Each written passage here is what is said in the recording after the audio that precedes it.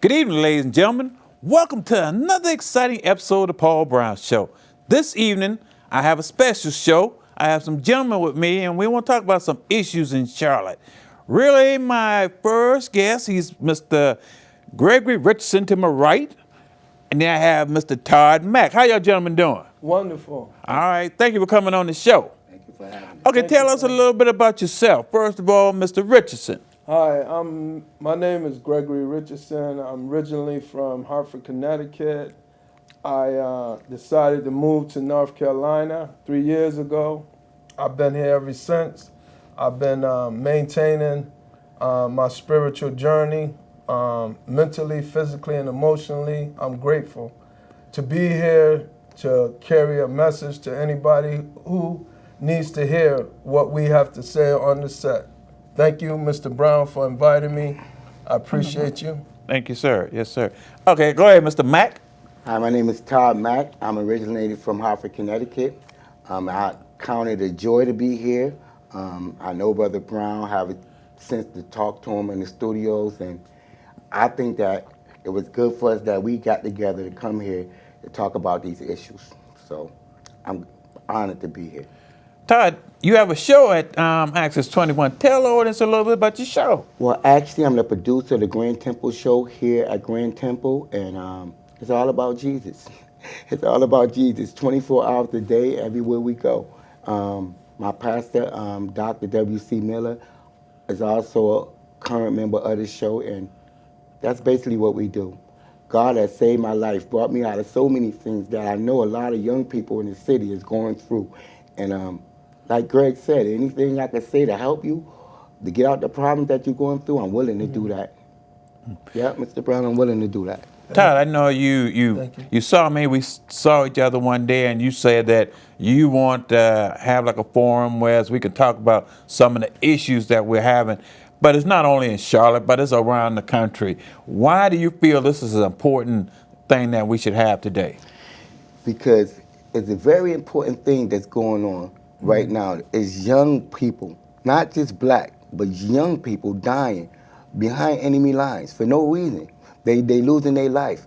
And I want to say the government have a big part of doing with this, but it's basically they've been taught wrong coming up. A lot of us, we going through a lot of things that if we would have just known better from a young age not to do this, then it would have saved some of our lives. So therefore, the important issues is black on black crime, that, if me and you got a problem, Mr. Brown, we don't have to go at it violently or whatever. We can just choose not to deal with each other and still love each other from a distance, because God wants us to love our enemies. So this is the type of things that we have to store in the young people that's coming up in Charlotte, also in Hartford, Connecticut. Okay, one of the things I know, we got some certain topics, like, first of all, we're going to go with the increase in violence. As far as in Charlotte, I know the crime rate has really been rising. What do y'all consider that to be a cause? What's causing that in each one of your eyes? Yes, for me, what I see and what I hear, and to the best of my understanding, I know that guns, I know there's been a lot of problems with the guns. And first of all, you can't use a gun, can't fire itself. So somebody has to be in control to pick that gun up, or, and it starts off by maybe somebody's attitude, what they don't like, or, whatever the case may be. But that's what I've been seeing a lot of, because for me, I don't be around a lot of violence, but I hear it. And as a matter of fact, where I live at, there's people I know, since I've been up here, there's been a lot of shootings right where I live at. Okay. Constantly, but by the grace and mercy of God, nobody really didn't get hurt. Correct. Matter of fact, next door to me, somebody shot through somebody's window. Trying, whatever the case may be, trying to get to somebody. And for me, I know your attitude has a lot to do with it in your spiritual walk with your higher power, because if you have a loving and caring higher power in your life, you ain't gonna want to try to hurt anybody. Life is valuable to, so whoever's in that state of mind, they don't value life. So something's going on with their spirit and their, no caring attitude, And so for me, it got a lot to do with your spiritual fitness. How you, for me.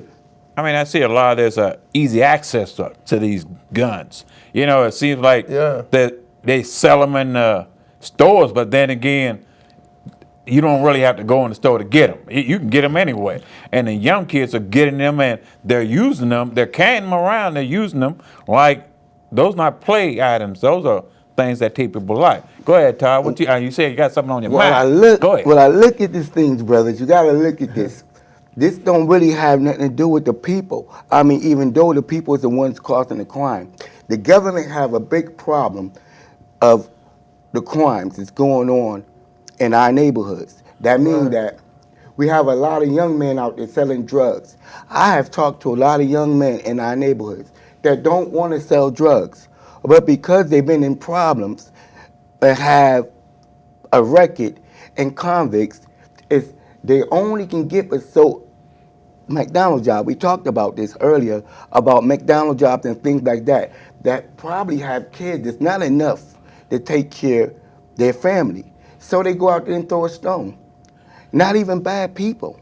They just go out there and throw a stone just to survive. So the high crime rate is basically coming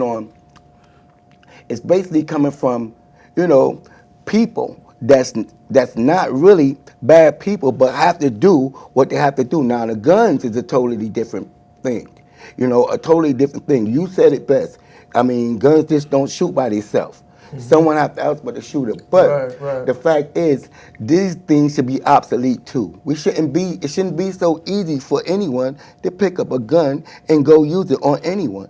You understand? They have countries, London and all these places, not even the police carry a gun. You know what I mean? So the crime rate with people dying is very, very, very, very low. And I don't know, for the society that we have here in America, that we can go with cops without guns, because these people is a little violent. But seeing to me, if Black Lives Matter, we need to talk to people that's doing the killings. The government sends ministers and teachers and people out to march. Marching never helped nobody. Never. Even in the days with Martin Luther King had to go out and do things for my daughter and your daughter to sit down at a white school and have the life that they have now. He had to lose his life. He had to lose his life for these things, for his dream to come true. So if you got a dream that's going to better this country, it's best to talk about it now. Because, like you said, there's a lot of things happening. You said that the person shot through the window. Your number can be caught at any time. That's right. Todd, I got a question. I know you mentioned a statement about McDonald's. It's a job. So it may not be the best job, but then again, it's a means of employment. And I commend anyone that works not only at McDonald's, but all the other jobs for having a job and using that instead of going out there to sell drugs. Because don't belittle McDonald's because they think they're too big to get it. I've seen younger people at McDonald's these days. I've seen older people. And they do it because that's what they have to do in order to survive. Mr. Brown, there is a thing on the Senate floor and the House of Representatives floor right now. And it's all about the uprising of the minimum wage. If you work at McDonald's, if you go out, sir, and you work 7-8 hours a day, and 40 hours a week, and you don't have the means still to pay your rent and take care of your family, then the government, the people you're working for, it's also failing. I mean, that's in front of the floor right now, where the president, mainly Bernie Sanders, want to come in and make this thing up to $15 an hour, so that people can live. Correct. You know, one thing, rich people, and mostly rich people, and I'm gonna say rich black people, have to have people to look at and say, "Oh, well, you beneath me, you poor, you beneath me." They if it ain't no poor people to call, if everybody in the country was rich, then it won't be nobody in the country to belittle far as financially go. So therefore, if you're the president of the United States and you say you for the people, then you should make a means for everybody to be able to feed their family. Now, I see what the government did with McDonald's. See, now they're under contract by the government, so they have to hire McDonald's and Burger King and all these franchise have to hire people that have a record, because they ain't doing it because they want to, sir. They doing it because the government told them to do it.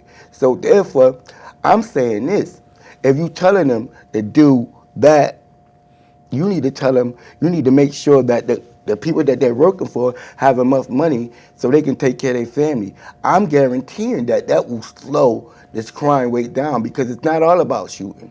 It's about stealing, people going in people's stuff, people robbing. This all because of the economy. Now, people talk about Donald Trump, and I'm not a Donald Trump supporter, people, and I do not like Donald Trump and his policy. But what he's doing for the economy and getting jobs for people, this is what we wanted Barack to do. You know what I mean? Even the urban, I'm sorry to say, even the urban cities right now, it's easy to go out and find a job. So we don't have to just put that on Donald Trump, Mr. Brown. But we have to give his administration some kind of credit for that. Go ahead, sir. Go ahead. Oh, excuse me. I Go didn't mean ahead. to Go cut ahead. you off. Go brother. ahead. Thank you both for sharing, man. You know, it starts from the top. It starts from the government, man, on down to you know, regular, ordinary people. People have some, you know, especially young people, they want instant gratification. Sometimes it starts from your household. And because I raised kids, you know, I got married. Through marriage, I raised, you know, 3 of my children, my stepchildren. And, you know, even though we tried to do the best we could, some of them did good and some of them didn't. And, you know, it's, you know, because even you was talking about Trump trying to stop the migrants from coming over here, because I was watching, you know, a program about migrants coming over for jobs. And so farmers give them a lot of jobs. You know what I'm saying? I'm just saying one part of that. It starts from education.